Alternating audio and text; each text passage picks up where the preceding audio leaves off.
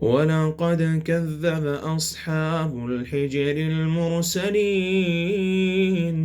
وآتيناهم آياتنا فكانوا عنها معرضين وكانوا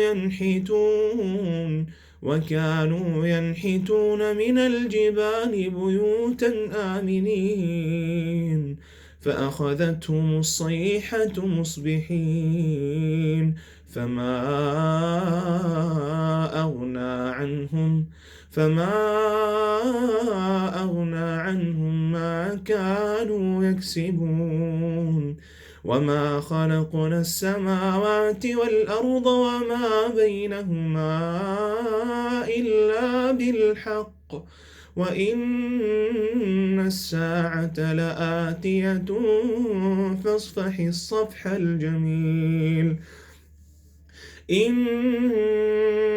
ربك هو الخلاق العليم ولقد آتيناك سبعا من المثاني والقرآن العظيم لا تمدن عينيك إلى ما متعنا به أزواجا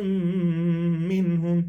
ولا تحزن عليهم واخفض جناحك للمؤمنين وقل إني أنا النذير المبين